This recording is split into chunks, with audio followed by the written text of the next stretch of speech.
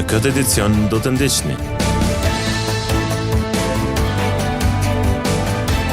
Me homazhe nderimi varroset ish luftëtari Shkelzen Gashi.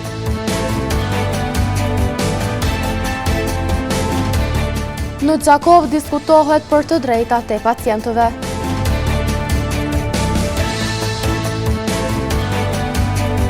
Në zonasit e arsimit para universitar nga nesër nisin pushimet pranverore.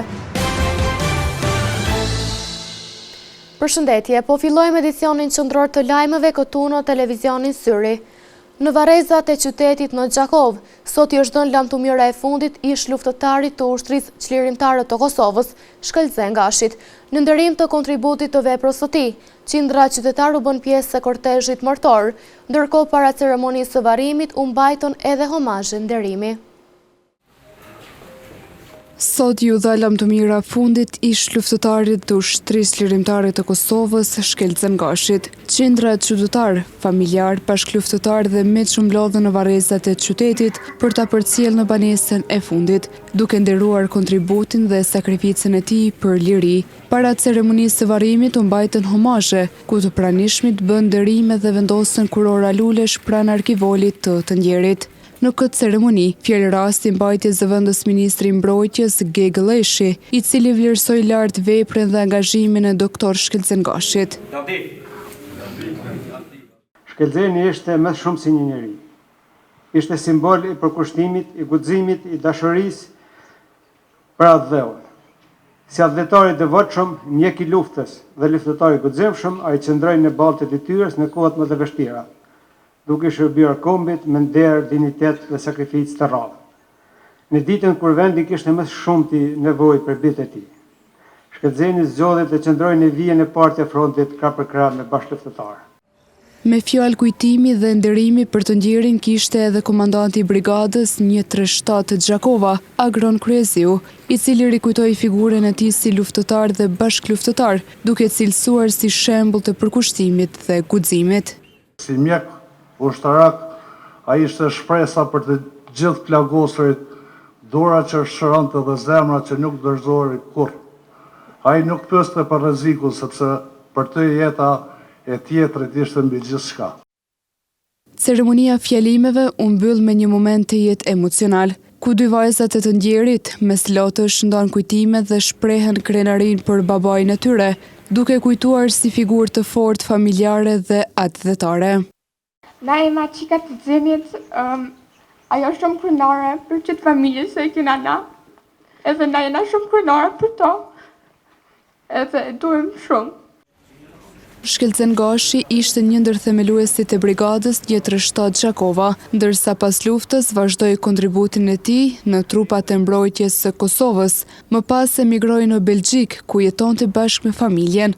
I ndjeri do të prehet përjetësisht në varrezat e qytetit të Gjakovës.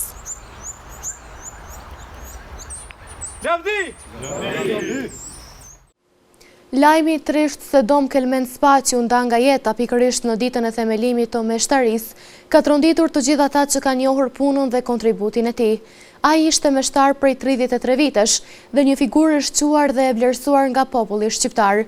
Dom Kelmendi, jo vetëm që ishte prijës shpirtëror, por mbrojtës dhe kultivues i vlerave identitare të popullit, pa dallim, sidomos në kohët e vështira të luftës, duke u bërë rojtar i guximshëm i vendlindjes. Në ditët më të errta të historisë të popullit të Kosovës, Dom Kelmendi me trimëri u bë dritë shprese për popullin dhe u bë zëj së vërtetës dhe mburoj e të pambrojturve.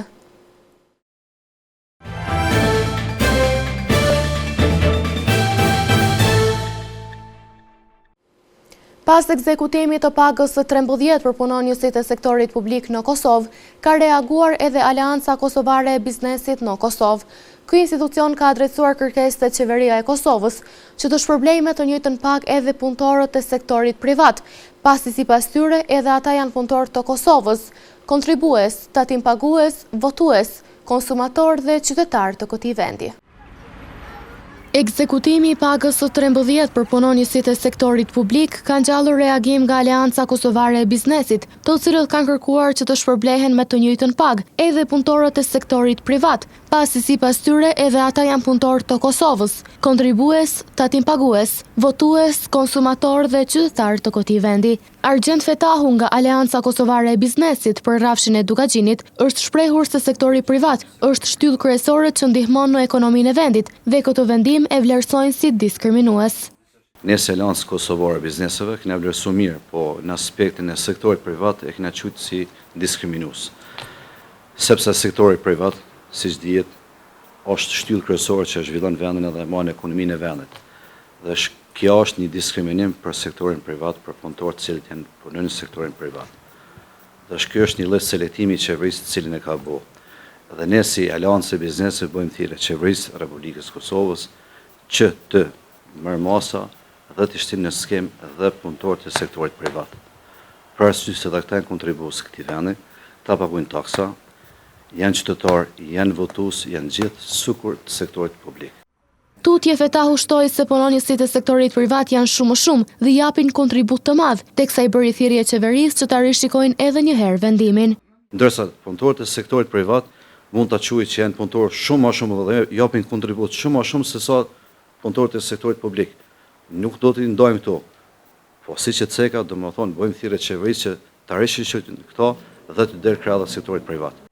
Mes tjerash Fetahu shpresojnë që të bëhet e njëjta edhe për punonjësit e sektorit privat, pasi kjo situatë mund të ndikojë në klimën e bizneseve dhe besimit në institucionet shtetërore.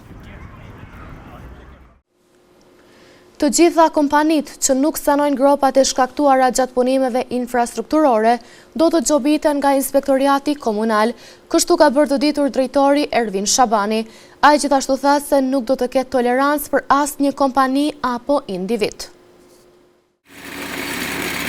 Prej kohësh, Mediumin ka raportuar për gjendjen e rrugëve të dëmtuara në qytetin e Gjakovës, ku gropat e hapura kanë qenë shqetësim i vazhdueshëm për qytetarët. Së fundmi është vërejtur se në shumë rrugë dhe lagje ka filluar mbushja e tyre. Megjithatë, këto dëmtime jo vetëm që kanë ndikuar në imazhin e qytetit, por edhe kanë rrezikuar të shkaktojnë dëmë në automjetet e qytetarëve. Problemi kryesor, sipas autoriteteve, lidhet me kompanitë që ndërhyjnë në punime të ndryshme infrastrukturore, të cilat pas përfundimit të tyre nuk i rikthejnë rrugët në gjendjen e mëparshme. Lidhur me këtë çështje, drejtori i drejtorisë për inspektime në Gjakov, Ervin Shabani, ka bërë të ditur masat që ka ndërmarrë Inspektoriati Komunal. Drejtoria për inspektime i ndjek me interes të veçantë punimet kudo që ndodhin në rrugë nga operatorë të ndryshëm apo nga persona privat që dëshirojnë të kyçen si në rrjet të sjelljes si të kanalizimit apo në rrjet e tjera. Është një procedurë ku ata mundën me kërku leje për kyçje. Nëse i lejohet leja, na monitorojmë derisa ta përfundon punën, edhe e monitorojmë se apo e kthejnë në gjendjen e mëparshme. Kushdo që punon pa pëlqim nga komuna gjobitet, edhe merren krejt masat e nevojshme që dëmtimi i pronës publike të kthehet në gjendjen e mëparshme apo të rregullohet. Shabani gjithashtu shtoi se inspektoriati është në terren, është duke monitoruar situatën dhe duke obliguar operatorët për sanim të menjëhershëm të dëmtimeve, ndërsa ndaj atyre që nuk i respektojnë rregullat po ndërmerren masa ndëshkuese, përfshirë gjoba dhe detyrime për riparim. Drejtoria për inspektime ka nisë një fushat tashpër kundër çdo operatori ekonomik që e dëmton rrugën publike, edhe si rrjedhoi e kësajna janë marrë disa masa si gjoba, masa të ndryshme, edhe kjo ka ndikuar që operatorët cilët e dëmtojnë pronën publike ta kthejnë në gjendjen e mëparshme. Ka ende vend për përmirësim, po jemi të punu në drejtim. Në fund, autoritetet komunale u bëjnë thirrje të gjithë kompanive që të respektojnë standardet gjatë dhe pas kryerjes së punimeve, në mënyrë që të parandalohet dëmtimi i mëtejmi i infrastrukturës dhe të rritet siguria për të gjithë pjesëmarrësit në trafik. Në Gjakov sot është diskutuar për mbrojtjen e të drejtave të pacientëve. Besim Kodra, kryetari i shoqatës së pacientëve, përmes disa leksioneve ka folur për mënyrat se si duhet kujdesur ndaj pacientëve, të drejtat e tyre dhe qasja që duhet të ketë secili infermier dhe mjek me pacientin. Kjo punëtori është mbajtur në qendrën kryesore të mjekësisë familjare. Në qendrën klinike të mjekësisë familjare në Gjakov, sot është mbajtur një diskutim i rëndësishëm mbi mbrojtjen e të drejtave të pacientëve, duke vënë theksin tek përmirësimi i qasjes dhe komunikimit në sistemin shëndetësor. I pranishëm në këtë aktivitet ishte Besim Kodra, kryetari i shoqatës së pacientëve, i cili përmes disa ligjëratave ka trajtuar në detaje mënyrat se si duhet të trajtohen pacientët, cilat janë të drejtat e tyre dhe çfarë qasje profesionale duhet të kenë infermierët dhe mjekët ndaj tyre. Sot është një ligjërat që ka të bëjë me parandalimin dhe menaxhimin e konflikteve që mund të kenë stafi shëndetësor me pacient, por edhe konfliktet kolegiale është një temë që në vendet e Bashkimit Evropian ka fituar terren për shkak se mundësia për të patur konflikte gjithmonë është prezente, sepse sensitiviteti i punës është shumë i madh, edhe stafi shëndetësor ka nevojë me kuptua dhe ma shumë se si komuniteti mendon për ta, cilat janë arsye që ata mund të kenë konflikte dhe si ato mund të eliminojnë për me pas një shërbim shëndetësor më të qasshëm dhe njerëzit me ndihmë të kënaqur me shërbimin shëndetësor. Ai shtoi se këto ligjërata pritet të ndikojnë drejt për drejt në rritjen e aftësive profesionale të pjesëmarrësve me qëllim që në të ardhmen të kenë sa më pak keqkuptime dhe konflikte ndërmjet pacientëve dhe personelit mjekësor. Kjo pritet që me i rrit aftësitë e tyre dhe në të ardhmen me pas sa më pak konflikte edhe konflikte kolegiale dhe me pacientin. Në vendet tjera ku është mbajtur një ligjëratë e tillë, vazhdimisht ka pas një efekt pozitiv. Ligjërata është dikun 4 ose 5 orë, është e gjatë, por është diçka atraktive dhe këtyre pritet ju ndihmojnë shumë. Në fund, u theksua se aktivitetet të tilla janë të domosdoshme për avancimin e shërbimeve shëndetësore dhe për krijimin e një sistemi më të drejtë dhe më human për të gjithë pacientët. Problemi junë më i madh gjatë një dite punë është një konflikt me pacientin. Qeveria e Kosovës ka miratuar sot projektligjin për masat e përkohshme për produktet themelore, i njohur si projektligji për çmimet tavan. Qëllimi kryesor i këtij projektligji është mbrojtja e konsumatorit në një periudhë kur çmimet ndryshojnë me ritëm të shpejtë dhe shpesh bëhen të papërballueshme. Qeveria e Republikës së Kosovës ka miratuar sot projektligjin për masat e përkohshme për rregullimin e çmimeve të produkteve bazë të jetesës. Një hap i rëndësishëm për të mbrojtur qytetarët nga rritjet e papërballueshme të çmimeve, veçanërisht në periudha krizash ekonomike.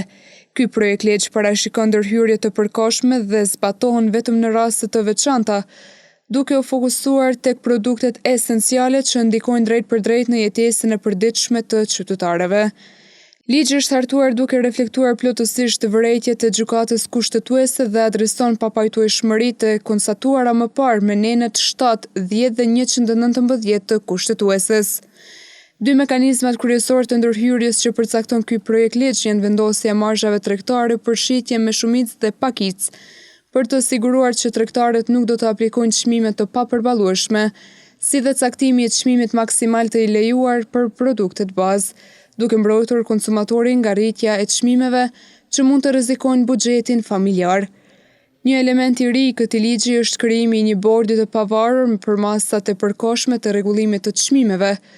Bordi do të propozohet nga qeveria, do të miratohet nga kuvendi dhe do të raportojë drejt për drejt atij, duke siguruar një nivel të lartë transparencës dhe llogaridhënies. Ky mekanizëm është projektuar për të garantuar që çdo vendim i marrë ka një bazë të fortë dhe është në shërbim të qytetarëve. Qëllimi kryesor i këtij projektligji është mbrojtja e konsumatorit në një periudhë kur çmimet ndryshojnë me ritëm të shpejtë dhe shpesh bëhen të papërballueshme. Nxënësit e arsimit parauniversitar nga nesër do të jenë në pushime pranverore, duke përfunduar kështu periudhën e parë të gjysmëvjetorit të dytë të vitit shkollor 2025-2026. Por pushimet pranverore nuk do të vlejnë edhe për mësimdhënësit, pasi ata në të gjitha ditët e punës përveç festave zyrtare, do të duhet të jenë në vendet e tyre të punës. Të gjithë nxënësit e arsimit parauniversitar në Kosovë nga nesër për 10 ditë rresht do të jenë në pushime pranverore, pasi sot përfundojnë periudhën e parë të gjysmëvjetorit të dytë të vitit shkollor 2025-2026.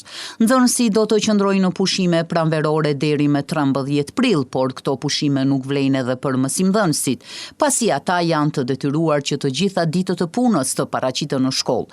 Dikush në trajnime për ngritje profesionale, disa të tjerë për realizimin e planeve dhe programeve mësimore për pjesën e mbetur të vitit shkollor.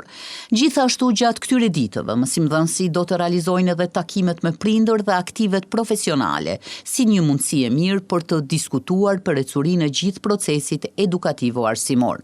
Referuar kalendarit shkollor të miratuar nga Ministria e Arsimit, krahas muajit prill, nxënësit dhe mësimdhënësit do të pushojnë edhe 3 ditë të tjera gjatë muajit maj, në shënim të ditës së ndërkombëtare të punës, ditës së Evropës dhe ditës së Kurban Bajramit, ndërsa në muajin qershor do të pushohet për ditën e paqes. Kujtojmë se viti shkollor 2025-2026 për klasat e 12-ta përfundon me 14 maj 2026, klasat e 9-ta, 10-ta dhe 11-ta përfundojnë mësimin me 5 qershor 2026, ndërsa nxënësit e nivelit nga 1 deri në 8 si dhe parafillorët përfundojnë vitin shkollor me 19 qershor.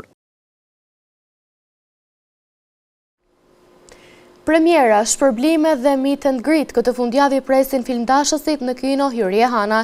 The Super Mario Galaxy Movie, The Drama dhe Policë për jetë janë vetëm disa nga filmat që janë listuar në programin javor të kinos. Kino Hyrje Hana vazhdon të qëndrojë në hap me kinematografit botërore, duke sjellë për adhuruesit e botës së filmit premiera e filma të zhanreve të ndryshme për të gjitha moshat. Këtë javë kino do të shfaqë 3 premiera në ekranin gjigant, duke filluar me filmin The Super Mario Galaxy Movie, with a lot of galaxies. Filmin The Drama, The wedding is this Saturday. What stories are you gonna do? What do you mean, my speech? si dhe filmin Policë për jetë.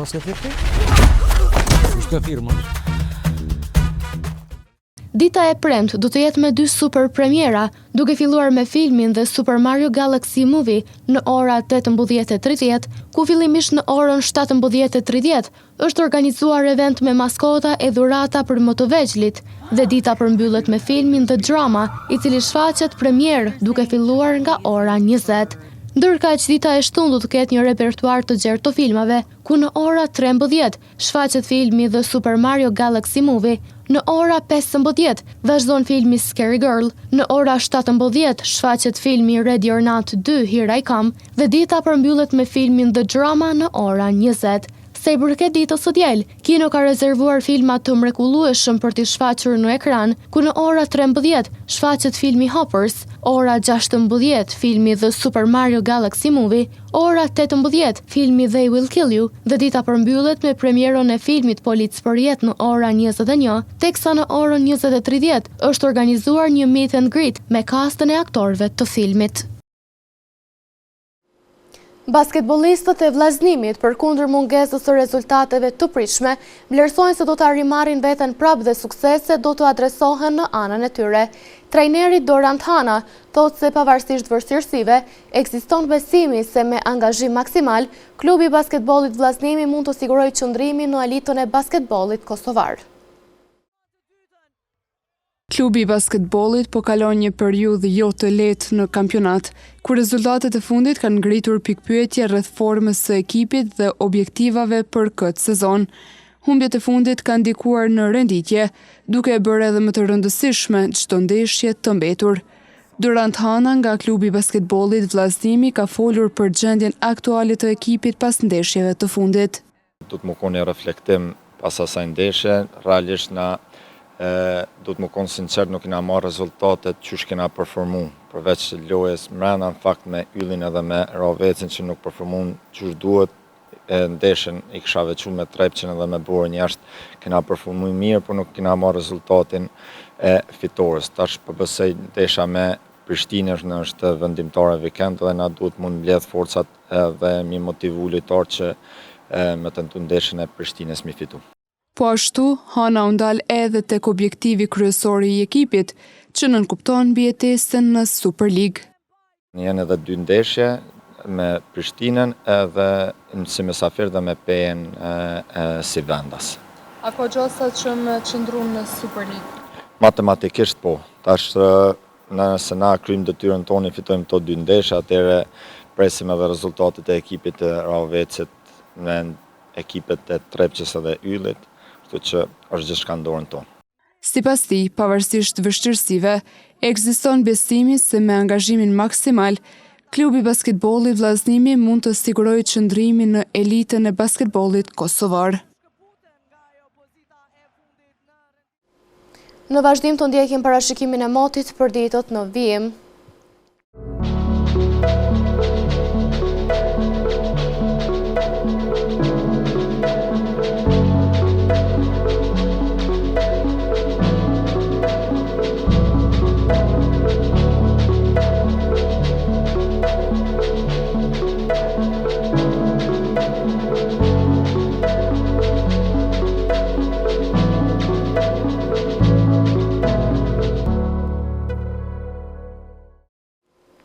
Para se të ndahemi, të ndjekim edhe një herë titujt kryesor të këtij edicioni.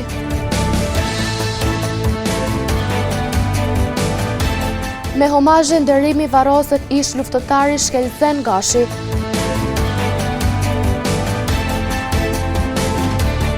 Në Xhakov diskutohet për të drejtat e pacientëve.